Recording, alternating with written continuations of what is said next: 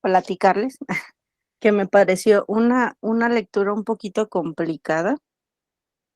La leí más de una vez porque de verdad no lograba comprender de qué estamos hablando. La leí completa porque dije, no, la primera parte debe ser importante para entender la segunda y luego porque me enganché con la segunda y pues tuve que leer la tercera parte, ¿no?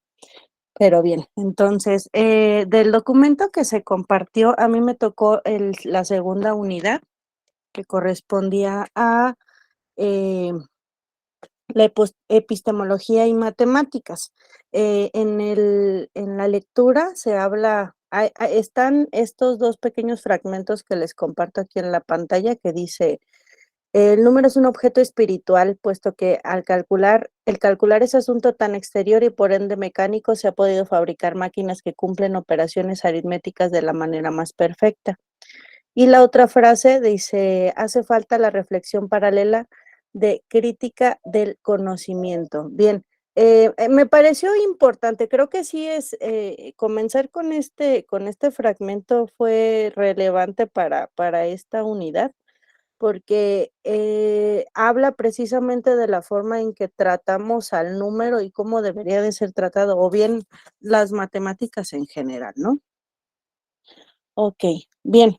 Eh, en este capítulo se trata de, bueno, en toda la lectura, se trata de encontrar la relación que existe entre las estructuras matemáticas y las estructuras de la inteligencia. Nos habla en un principio de que dentro de las estructuras matemáticas principales, digamos, aquellas que ya, de las que parte todo lo demás, se encuentran se encuentran las estructuras matrices, que pueden ser estructuras algebraicas. Bueno, se dividen en tres: estructuras algebraicas, estructuras de orden y estructuras topológicas. Las algebraicas son aquellas que tienen una estructura de grupo, de un grupo matemáticamente hablando, ¿no? Esta estructura, valga la redundancia, en la que si tenemos dos elementos y se combinan a través de una operación, pues vamos a obtener o a componer un tercer elemento que va a pertenecer a este mismo conjunto. Eso es una estructura algebraica. Por otro lado, las estructuras de orden, pues son aquellas en las que vamos a tener la pertenencia o la contención, como cuando tenemos que un elemento pertenece a otra cosa, ¿no? A otro conjunto. Y las estructuras topológicas se refieren a aquellas en donde existe estas nociones de entorno, límites y continuidad y todo este tipo de cuestiones, ¿no? ¿Cuál es la relación que existe entre estas estructuras matemáticas llamadas estructuras matrices con las estructuras de las operaciones de la inteligencia? Bien, en las operaciones de la inteligencia hay tres estructuras que llaman de inversión o anulación, de reciprocidad y de ¿qué era? ¿Conocimiento? No veo bien esto. Sí. Continuo. Sí, ¿verdad? Bien, entonces las primeras, las de inversión o anulación, serían las equivalentes a las estructuras algebraicas en matemáticas. Las de reciprocidad serían las estructuras de orden y las de continuo sería lo equivalente a la estructura topológica.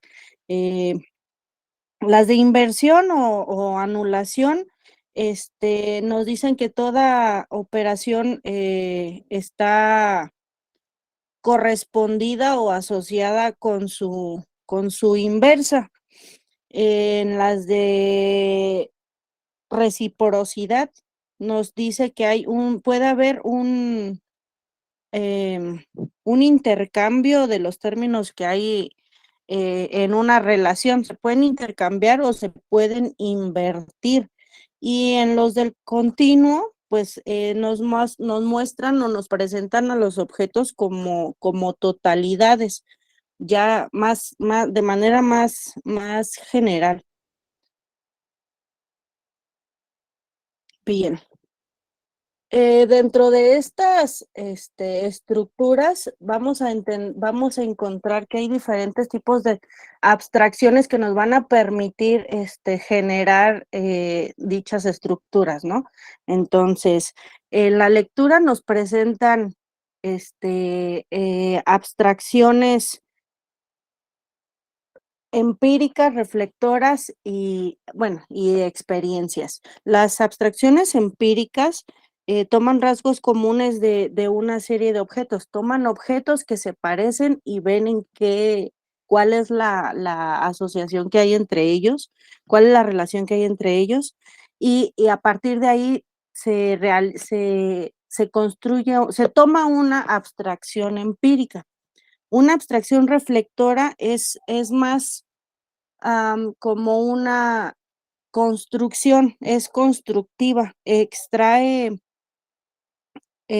caracteres que se reflejan en operaciones, pero ya a un nivel un poco más avanzado, ya a un nivel superior, ya es como lograr, como cuando logras comprender algo que va más allá del objeto. Y tenemos las abstracciones que se dan por la experiencia. En este caso, las experiencias, pues son obviamente, no sé si llamarlo como tal situaciones, pero creo que voy a llamarlas así, situaciones que te permiten, obtener dicha acción, ¿no? Esta abstracción. Y las experiencias pueden ser de tres tipos, pueden ser físicas, lógico-matemáticas o psicológicas. Las experiencias físicas, pues son aquellas que se dan con los objetos externos que vamos a reconocer. eh, Está pensando en durante toda la lectura estuve tratando de pensar en un ejemplo que me ayudara a guiar todo esto, pero ahorita veo a ver si me cae el 20 todavía, porque no, sigo sin poder comprender del todo. Bien, entonces las experiencias lógico-matemáticas se efectúan con con reacciones que se deben de interiorizar, que se convierten con cosas que podemos convertir en operaciones. eh, y tiene todo el sentido, ¿no? El nombre con lo que esperamos que se convierta, que esta experiencia sea convertida.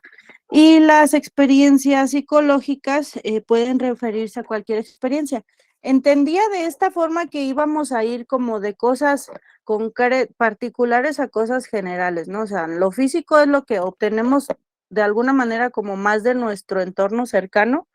Lógico matemático es cuando ya lo estamos asociando a una operación, cuando, ok, ya tengo este objeto que tal vez es más grande que este objeto, o tengo un objeto y le agrego otro objeto. Cuando ya logro asociar que un objeto más otro objeto me da otra cantidad, otra cosa, entonces ya le estoy asociando una operación. Y por otra parte tenemos estas experiencias que no solo se limitan a las cuestiones matemáticas, sino a cualquier otra circunstancia que se pueda presentar, ¿no? Que serían las experiencias psicológicas, aquellas que no necesariamente tienen que convertirse en una operación, aquellas que pueden llegar a nosotros desde cualquier punto, ¿no? Incluso desde las dos experiencias anteriores, desde las físicas y de las lógicas matemáticas. Bueno, Y sí, estas 3 tipos de experiencias no van a estar aisladas, no es que se dé una y se dé la otra de manera diferente, y se dé la tercera de manera completamente diferente, o sea, sin relación con las 2 anteriores. Pueden intercalarse, pueden combinarse entre ellas y pueden, entrelazarse, podemos escalar de una a la otra y de forma, opuesta, contraria. ¿Ok? ¿Alguna pregunta o aportación hasta aquí? Maestra Verónica, ¿alguna pregunta, alguna duda? A mí me gustaría hacer un comentario, pero si me da oportunidad, sería al final. Ok. Ok, gracias. No, adelante, maestro, por favor. Ok, gracias. Bien. Otra de las partes que nos mencionan dentro de estas estructuras matemáticas y estructuras del pensamiento es la evidencia. La evidencia presupone una estructura, es decir, suponemos que previamente hubo una estructura que nos está dando como resultado esta evidencia. Entonces, las evidencias se forman de diferentes maneras. Hay evidencias por regulación progresiva que tienen que ver con la maduración del sistema nervioso, digamos que podrían ser las que podríamos observar de manera natural o que esperamos que sucedan de manera natural por el propio, por el propio desarrollo de nuestra estructura física, ¿no? Nuestra estructura humana. Tenemos las evidencias que se dan como que son por aprendizaje o ejercicio, en las que tenemos, asociada una experiencia física o una, experiencia lógica matemática, una experiencia, podríamos llamar, por ejemplo, como cuando hacemos ejercicios o cuando, realizamos una actividad de manera, continua o progresiva. Eh, otra otra forma de obtener una de estas evidencias, otra de estas evidencias es por el lenguaje. Nosotros tenemos evidencia de una estructura eh, construida cuando hablamos, cuando contamos, por ejemplo, cuando se hace esta transición de numeración hablada, esa es una evidencia que se da a través del lenguaje. También existe la evidencia por equilibramiento progresivo. En este caso vamos a tener ya una evidencia de que el sujeto está razonando sobre las configuraciones y las transformaciones que suceden. Por ejemplo, cuando mencionaba la lectura, cuando se encuentra con ¿cómo decía?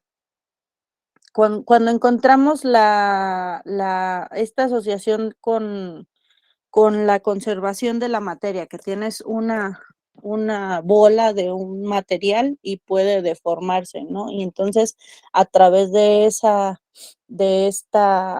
situación llegamos a que existe un principio de conservación de la materia, pero no depende exclusivamente de la manipulación de esta o de la observación de esta manipulación, sino de un razonamiento interno.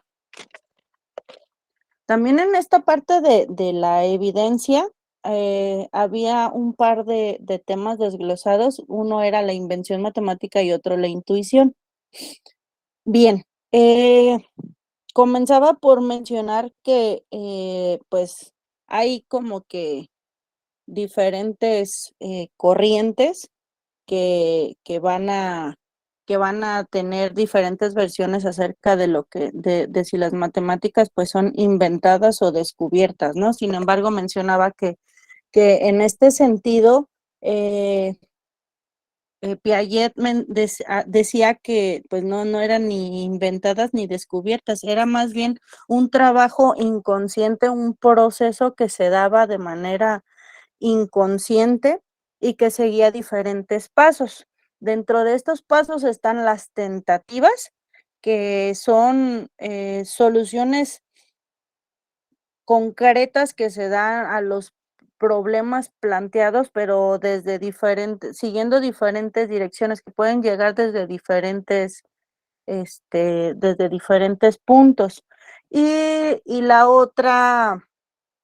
otro paso sería la búsqueda. La búsqueda reduce las direcciones, tiene un menor número de direcciones, llega de una menor cantidad de direcciones, pero hace ver que la solución aparentemente nueva, porque pues creemos que es una solución nueva, hace verla como nueva, aun cuando resulta de tentativas previamente desechadas. Es decir, tenemos tentativas que creemos que son soluciones de nuestro problema, pero cuando las descartamos puede ser que pues ya se fueron y después las retomamos de manera no consciente, pensando que son nuevas, pero en realidad lo que hacen es tomar tentativas que ya empiezan a tomar mayor importancia y que se convierten en soluciones nuevas, pero que provienen de estas tentativas que previamente fueron rechazadas, que en un principio no se tomaron como correctas o con la importancia suficiente, porque pues probablemente no se tenían las herramientas suficientes para construirla de esa manera. Y por otro lado, le puse uno, era dos. La intuición. ¿Qué es la intuición? Con este apartado estuve pensando mucho, porque por una parte, antes de comenzar con la lectura, decía yo, es que hay cosas que nosotros, sobre todo en matemáticas, podemos creer que se dan a partir de la intuición, pero si lo repensamos, en realidad esa intuición viene de experiencias previas, ¿no? O sea, no podemos, lo platicaba yo con alguien y decía, no puede ser que intuitivamente podamos, no sé, factorizar una ecuación simplemente viéndola, sin antes haber tenido información previa de esto. Parece como que no lo estamos utilizando y decimos, bueno, es que intuitivamente yo puedo decir que esto se resuelve de esta manera, pero en realidad pasa que estamos dejando detrás toda la información que previamente habíamos adquirido. Entonces, estaba como en este punto complicado de definir qué era intuición realmente, si la intuición era algo espontáneo, algo que surgía de manera eh, pues sí, espontánea, o algo que realmente tenía un trasfondo, ¿no? Bien, entonces, ya después retomé la lectura y me encontré con que intuiciones puede haber intuiciones que se crean desde diferentes naturalezas, ¿no? Puede haber intuiciones de tiempo, que son aquellas que nos van a proveer el orden, las sucesiones, la simultaneidad, que nos van a indicar segmentos, partes temporales que nos van a ubicar en momentos. También están las de tiempo, pues perdón, las de espacio, que son las que nos permiten tomar la percepción de las formas y de las dimensiones. También tenemos operatorias en elementos discretos que nos van a permitir tomar medidas, ¿no? Y hacer como lo dice su nombre, pues operaciones discretas, operaciones que nos van en este punto todavía ya vamos a tener eh, imágenes, ya podremos formarnos en imágenes de lo que estamos trabajando, de lo que estamos adquiriendo, construyendo, y vamos a tener dimensiones y distancias. Y la última es la de matemática pura.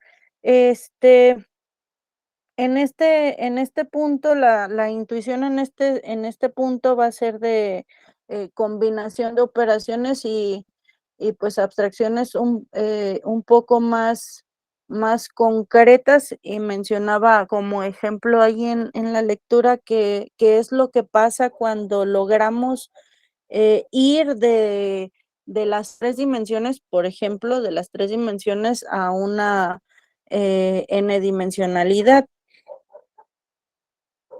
Bien. Después habla de las matemáticas puras y se pregunta cómo se explicaría psicológicamente el surgimiento de esta matemática.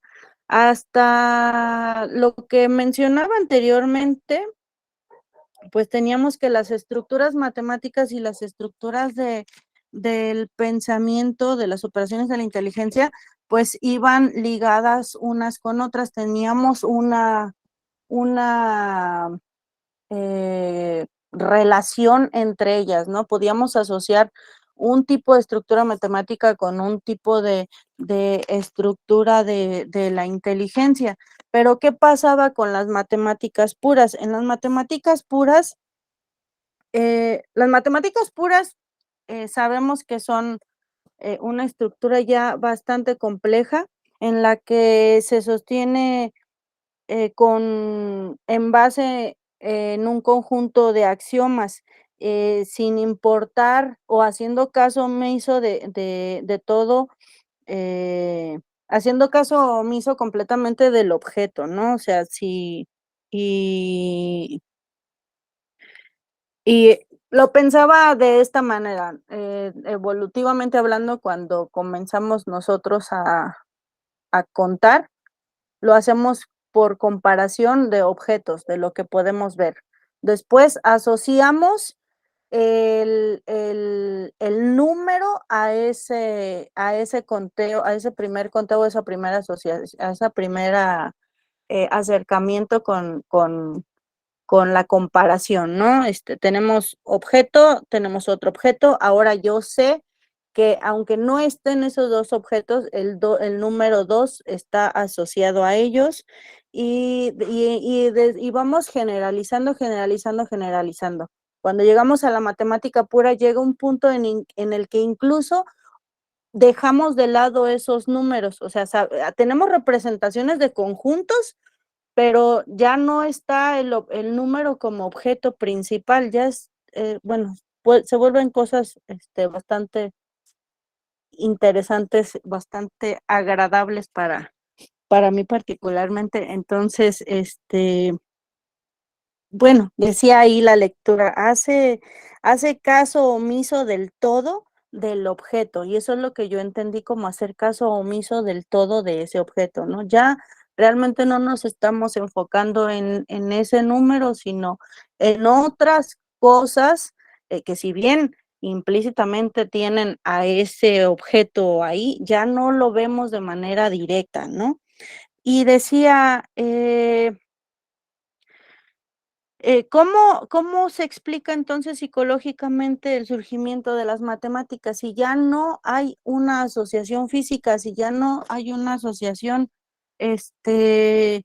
bueno, lógica matemática sí, pero física ya no. Entonces tenemos que en niveles ya muy superiores, se sustituye la experiencia por un proceso deductivo y que lleva a las operaciones a planos elevados, eh,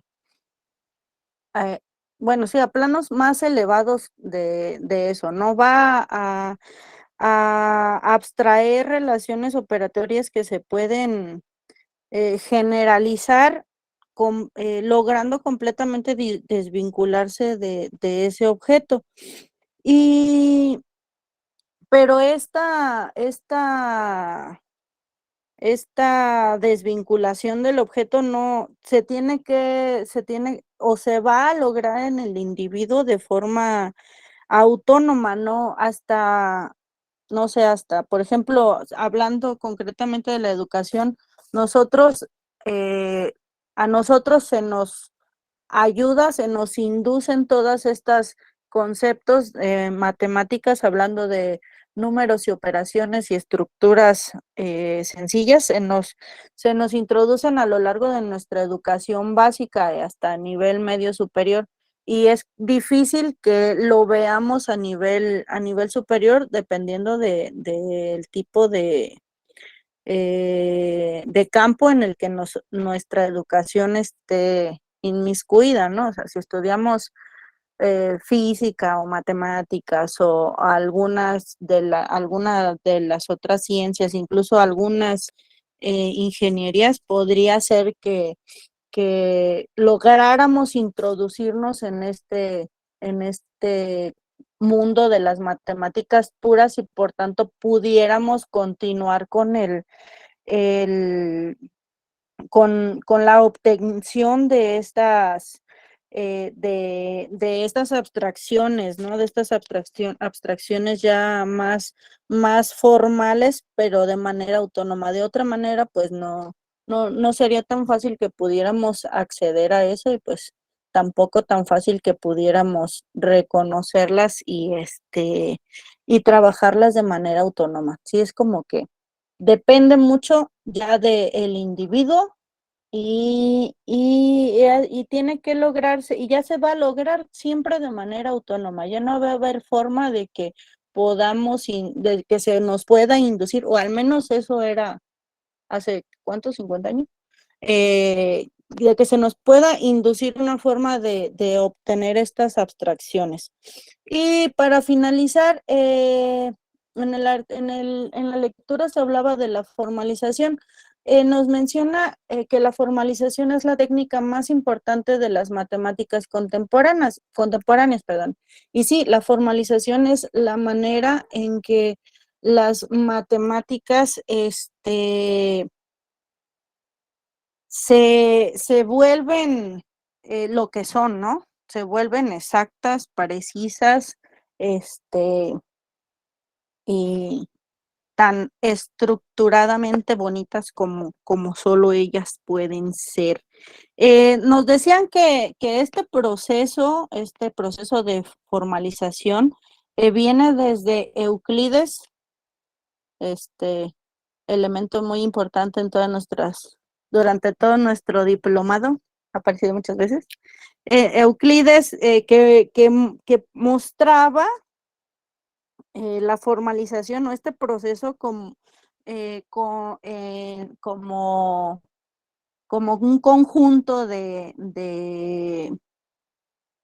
proposiciones deductivas, que es lo que podemos llamar teoremas, y también como con proposiciones indemostrables, que son los axiomas.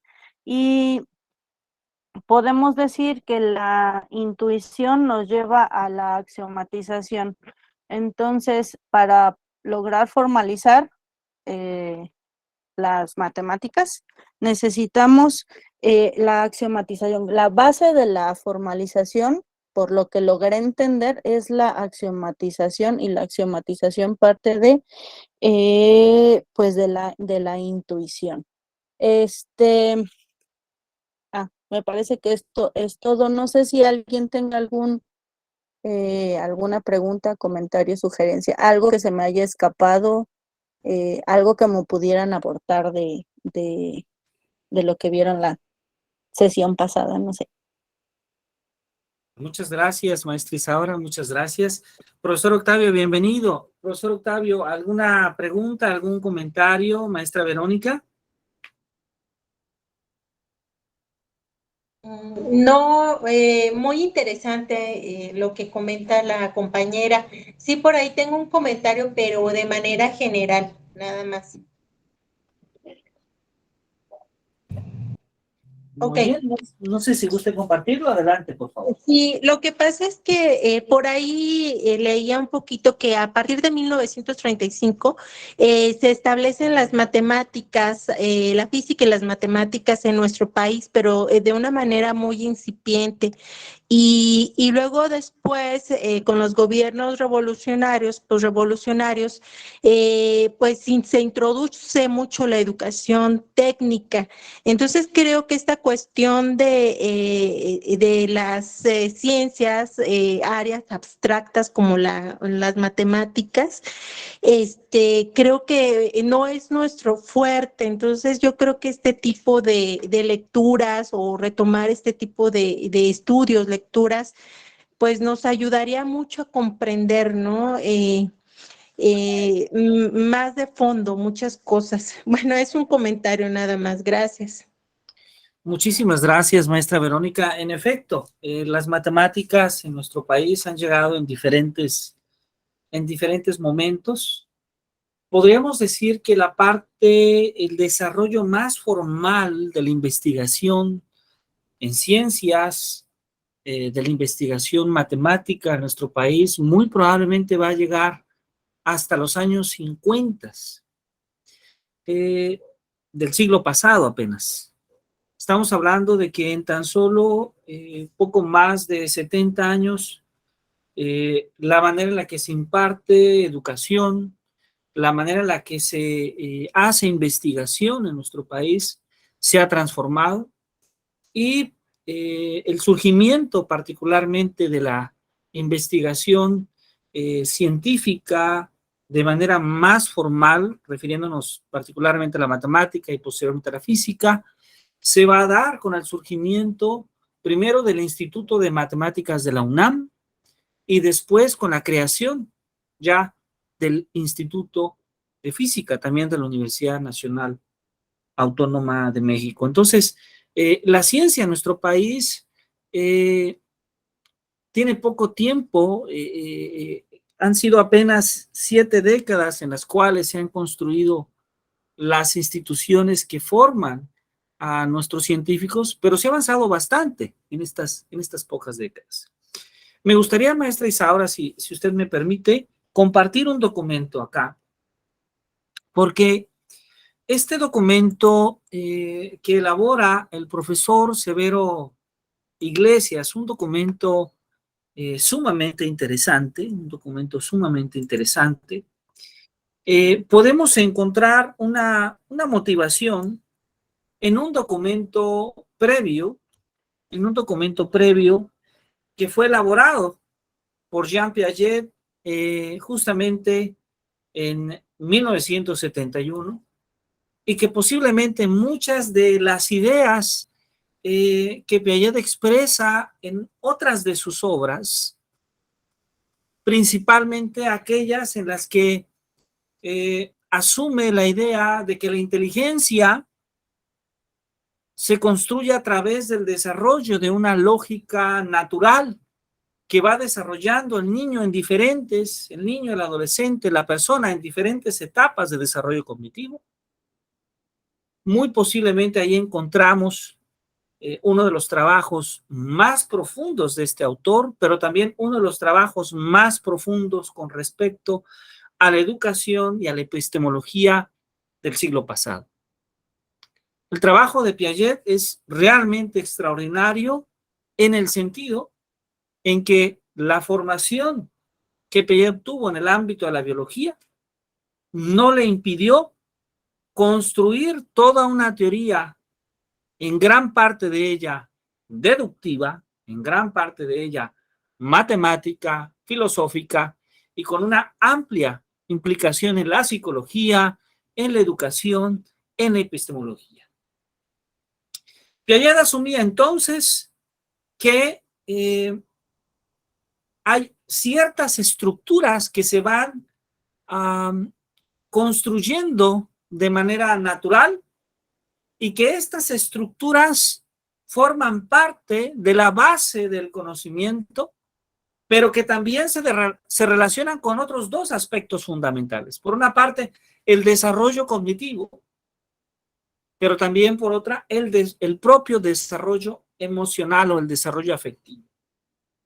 Es importante mencionar que esta idea ya la había desarrollado Piaget desde los años 50, cuando escribe en 1954 su trabajo sobre inteligencia y afectividad.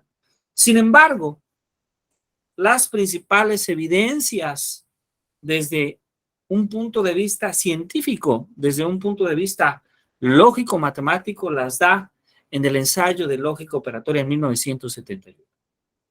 Severo Iglesias, de una manera muy cuidadosa, nos ofrece un resumen, nos ofrece una conceptología de lo que Jean Piaget describe en esas casi 500 páginas del ensayo de lógica operatoria, donde trata de explicarnos con mucho detalle cómo es que se va formando la estructura cognitiva en el ser humano, pero sobre todo, uno de los elementos fundamentales y más poderosos es que nos habla de un concepto mucho más profundo que le llama las transformaciones interproposicionales, que son esas actividades que nuestra mente va relacionando de manera natural, la inversa, la recíproca, la correlación, la identidad, y después en esta misma obra observa, logra identificar relación entre estos operadores para finalmente llegar a una conclusión que, insisto, es sumamente interesante, y es que estas transformaciones interproposicionales constituyen un grupo matemático, una estructura algebraica con la operación de composición. ¿Sí? Hace un par de años escribí justamente un artículo de este teorema que Jean Piaget propone en su obra original. La obra de Piaget está escrita con una terminología, digamos, de los años 70, y nos permitimos tratar de escribir esas mismas ideas que Piaget busca esbozar en una buena parte de su texto, en un teorema mucho más breve, con la notación, digamos, más actualizada, y finalmente demostramos y llegamos a la misma conclusión que el propio Piaget había descrito, que es que hay un grupo de transformaciones interproposicionales, y además este grupo satisface algunas de estas condiciones.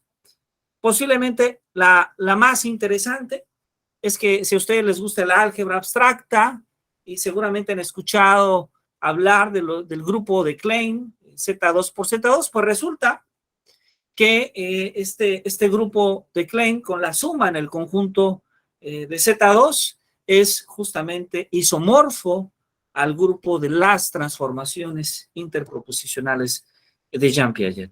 Entonces, bueno, finalmente la parte más interesante es expresar esta admiración por el trabajo que realizó Jean Piaget, considerando que las herramientas que tuvo muy probablemente en los años 70 hayan sido limitadas por su propia formación, que estaba en otro campo de estudio. Sin embargo, resulta exitoso y resulta inspirador el trabajo que Jean Piaget va a darnos en este sentido, y que va a tener una implicación importante